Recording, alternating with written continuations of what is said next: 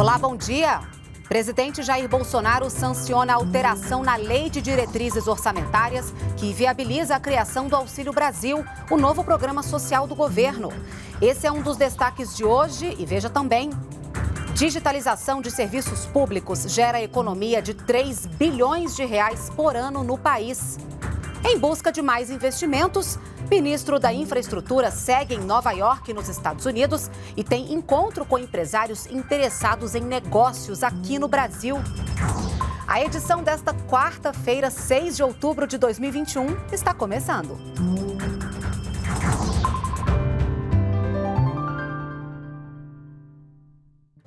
Oito horas da manhã, estamos ao vivo também pelas redes sociais e TV Brasil. Foi sancionada pelo presidente Jair Bolsonaro a alteração na Lei de Diretrizes Orçamentárias para criar o programa Auxílio Brasil. Quem tem os detalhes ao vivo para a gente é a repórter Ana Luísa Prazer. Oi, Ana Luísa, bom dia. Oi, Renata, bom dia para você, bom dia para todo mundo que acompanha a TV Brasil. Olha, essa lei que foi sancionada altera algumas regras e transforma o antigo Bolsa Família no Auxílio Brasil. Entre as novas medidas, foi autorizado aí um programa de transferência de renda para enfrentamento da pobreza e também da extrema pobreza. Uma outra alteração é que propostas que aumentem as despesas possam tramitar paralelamente com as medidas que vão compensar aí os aumentos de gastos, de modo que as duas possam ser votadas pelo Congresso de forma independente. Renata, na criação do novo Auxílio Brasil, algumas medidas foram vetadas pelo presidente Jair Bolsonaro a pedido do ministro Paulo Guedes para manter aí o equilíbrio das contas públicas. Uma delas é a liberação de parcela única de pagamentos de obras de engenharia e de liberação de pagamentos nos casos de entes em cadastros de proteção ao crédito, por exemplo. De acordo com a justificativa do veto, isso poderia causar a paralisação de recursos e também prejudicar a boa gestão fiscal. Esses ajustes feitos na Lei de Diretrizes Orçamentárias somente vão valer para o exercício fiscal já em curso, ou seja, para esse ano de 2021. Eu volto com você aí no estúdio, Renata. Perfeito, Ana Luísa. Muito obrigada pelas suas informações. E olha, a digitalização de serviços públicos é uma meta do governo. Já são mais de 3 mil serviços que podem ser feitos por meio de um celular ou computador. Um deles é a assinatura digital, que evita idas aos cartórios e faz com que os cidadãos economizem tempo e dinheiro. 50 milhões de reais. Esse é o valor que os brasileiros economizaram só neste ano ao trocarem a ida aos cartórios e outros órgãos públicos pela assinatura digital e gratuita da plataforma gov.br. A utilização mensal desse serviço cresceu 97% em 8 meses. Em janeiro, foram registradas cerca de 13 mil assinaturas. Já em agosto, esse número subiu para mais de 606 mil.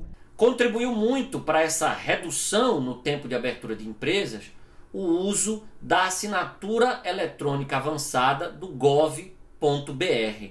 É uma ferramenta importantíssima, já que as juntas comerciais hoje usam processo digital. Com a implementação da assinatura digital e gratuita, o tempo médio para a abertura de uma empresa no segundo quadrimestre de 2021, de maio a agosto, caiu para 2 dias e 16 horas, uma redução de 13 horas em comparação com os primeiros 4 meses do ano. Eu dependia de cartório, de papel, e aí tínhamos que ir até a junta comercial para levar esse processo para análise. Esse processo todo de vai e volta, cartório e junta, demorávamos pelo menos de 20 a 40 dias para registrar uma empresa. Ter uma assinatura digital é fácil.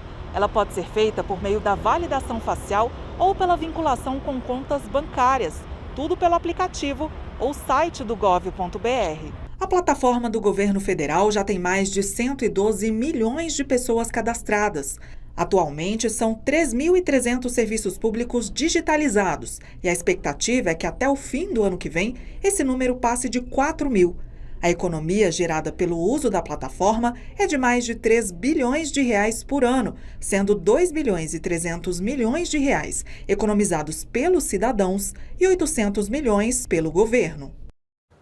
E o Brasil registrou a abertura de mais de 1 milhão de empresas entre maio e agosto deste ano. Quem comenta é Ricardo Caldas.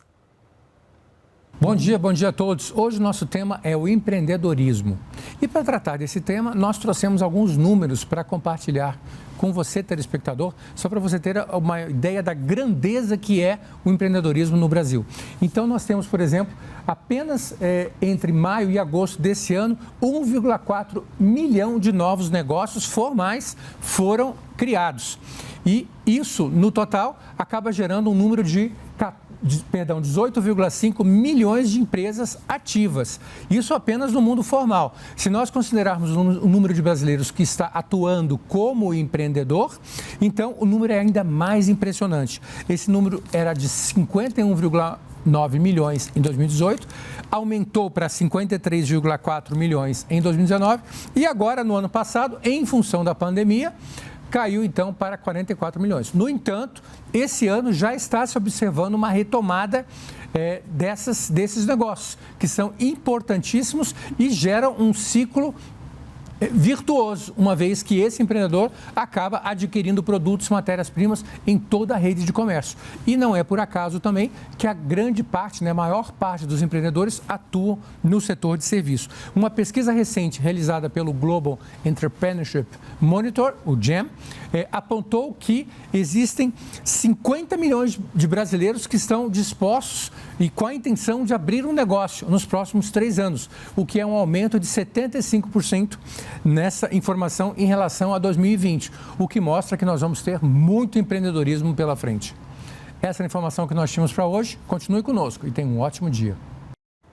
Um balanço do Ministério da Agricultura, Pecuária e Abastecimento mostra que nos 3 primeiros meses do Plano Safra 2021-2022, os produtores rurais contrataram mais de 97 bilhões de reais para financiar a atividade agropecuária, um aumento de 37% em relação à safra anterior.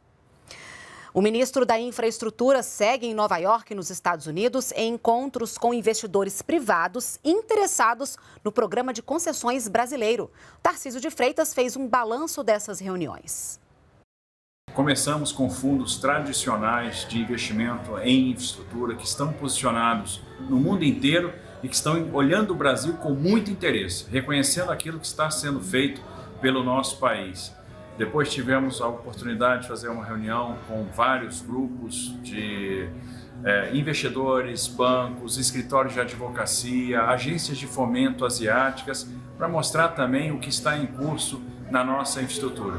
Completamos o dia com reuniões com agência de rating, aqueles que fazem a nossa avaliação de risco, tanto o risco soberano quanto o risco dos nossos projetos. É importante levar a boa nova para eles que fazem a nossa avaliação, para eles saberem exatamente o que está acontecendo e quantas realizações foram feitas nesse período, tanto no ponto de vista da consolidação fiscal, das reformas para o mercado e também do nosso programa de infraestrutura.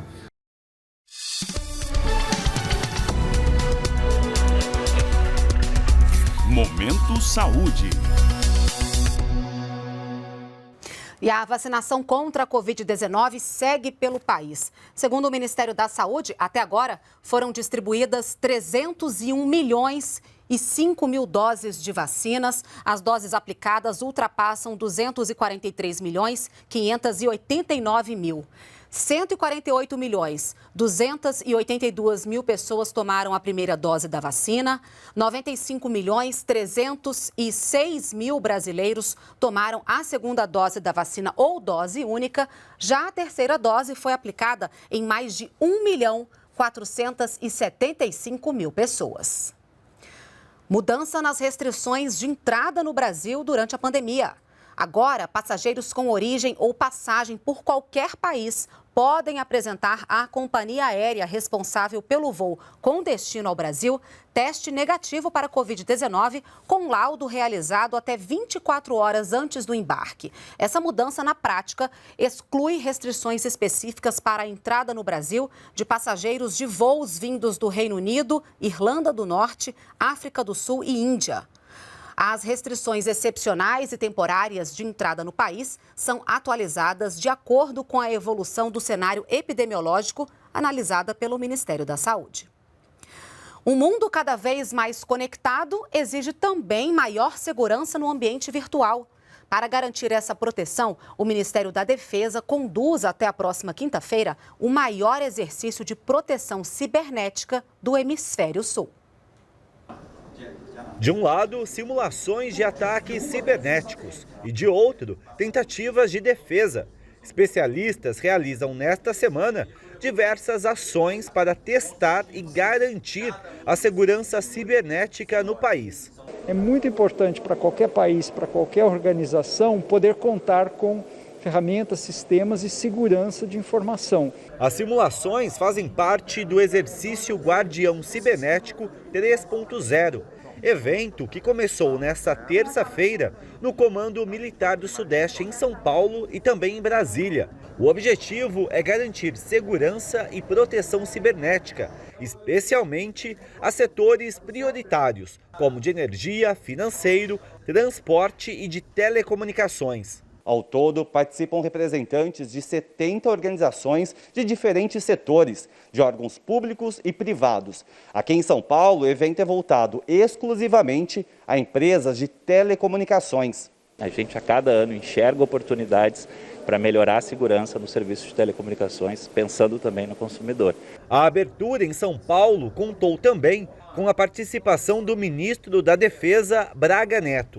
Não existe sistema 100% seguro. Para contextualizar, desde o início do ano, nós tivemos no Brasil um aumento de 92% no volume de incidentes do sequestro de dados, ocupando a 7ª posição global. Então, esse exercício ele reveste de importância fundamental, não só para a defesa, mas particularmente para a infraestrutura crítica do país.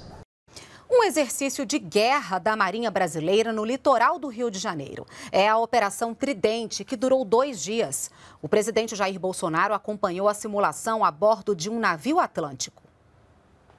3 navios, 8 aeronaves e 1.300 militares participaram da Operação Tridente da Marinha no litoral do Rio de Janeiro. Durante o treinamento, foram realizadas manobras táticas de abordagem e exercícios de tiros. Além das operações navais convencionais, também foi realizada uma simulação de guerra cibernética para avaliar o nível de segurança dos sistemas de controle da Marinha e evitar a invasão de hackers. Consiste na capacitação dos militares que estão dentro do navio, ou seja, os militares que estão lotados nas unidades operativas e que vão receber um adestramento de como um ataque cibernético se comporta. O presidente da República, Jair Bolsonaro, acompanhou a Operação Tridente a bordo do navio aeródromo multipropósito Atlântico. A embarcação é um porta-helicópteros com 200 metros de comprimento.